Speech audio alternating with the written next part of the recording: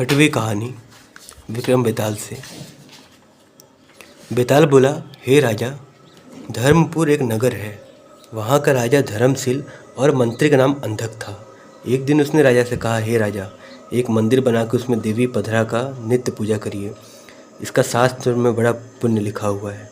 तब राजा ने एक मंदिर बनवा देवी पधरा शास्त्रीय विधि से पूजा कराने लगा और बिना पूजा किए जल भी ना पीता था, जल ग्रहण नहीं करता था। कितने दिनों बाद एक रोज एक धोबी अपने दोस्त को साथ लिए उस शहर की तरफ आया। देवी के मंदिर में उसकी निगाह पड़ी। उसने दंडवत प्रणाम करने का इरादा किया। उतने में एक धोबी की लड़की अति सुंदर आती थी। जो सामने देखा उसे देख मोहित हो गया। देवी के दर्शन को गया, दंडवत कर हाथ जोड़ अपने मन में कहा, हे देव, जो तेरी कृपा ले इस सुंदरी से मेरा विवाह होए तो मैं अपना सिर तुझ पर चढ़ाऊंगा। इतना कह दंडवत कर दोस्त के साथ अपने नगर को चला गया। जब वह पहुंचा तो वीरा ने उसको ऐसा सताया, आठों पहर उसी के ध्यान में रहने लगा।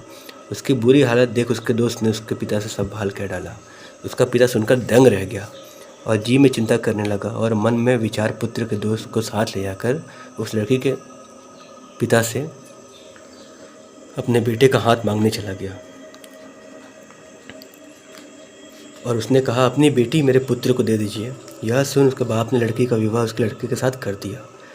फिर वो बहू को लेकर घर आया और दूल्हा दुल्हन आपस में आनंद से रहने लगे।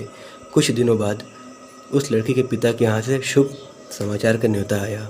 स्त्री पुरुष तैयार हो मित्र को साथ ले नगर की ओर चले। जब ससुराल के निकट पहुँचे तो देवी का मंदिर नजर आया। जब पिछली बात याद आई, फिर दोस्त से कहा, तुम यहाँ ठहरो, मैं देवी माँ का दर्शन करके आता हूँ। फिर जब वो देवी माँ का दर्शन करने गया तो उसे अपनी इच्छा याद थी कि माँ, मैं अपना सर धड़ से आपको चढ़ाऊँगा अगर मेरा इसका विवाह हो जाता है। तो उसने वैसे ही किया, माता के मंदिर में अपना सर काट के चढ़ाया। फिर उस स्त्री को उसके दोस्त ने बोला कि इतनी देर कैसे कर रहा है, मैं जरा देख के आता हूँ, तो मैं ही ठहरना। जब उसका दोस्त ने देखा कि अरे मेरा दोस्त तो यहाँ पे मरा पड़ा हुआ, उसका सर धड़ से अलग है, तो उसने भी देवी माँ के मंदिर में अपना सर काट के चढ़ा दिया।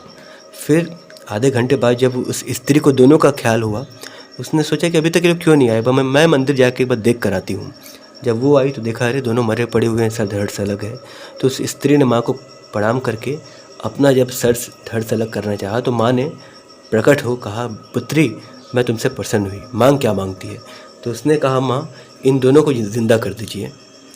तो बोली, इन दोनों का सर लेके इनके शरीर में लगा और ये अमृत जल छिड़क ये जिंदा हो जाएंगे। तो हड़बड़ी में उस औरत ने उन दोनों का सर एक दूसरे के अलग अलग शरीर में लगा दिया और फिर वो लोग जिंदा हो गए। बेताल ने कहा, वह दोनों में से वह स्त्री किसकी हुई, बताओ राजन। राजा ने कहा, सुन, शास्त्र में उसका प्रमाण लिखा है, वृक्षों में कल्प वृक्ष और अंगों में मस्तक ठीक है। इस न्याय से जिसका अंग ठीक है उसकी स्त्री हुई। इतनी बात सुन बेताल उसी दरख्स्त पर जा लटका। राजा फिर सामने जा पेड़ पर चढ़ उससे बांध उसकी गठरी कंधे पर रख चला गया। 7वीं कहानी सीख रही।